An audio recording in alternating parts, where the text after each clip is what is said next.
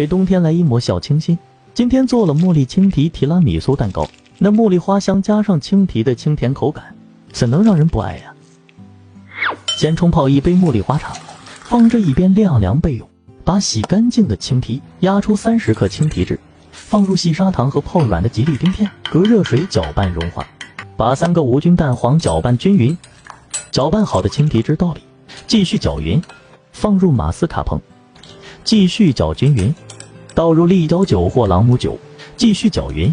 把淡奶油打发成这种浓稠酸奶状，丝滑的倒入蛋黄糊里，翻拌混合均匀，装到裱花袋里备用。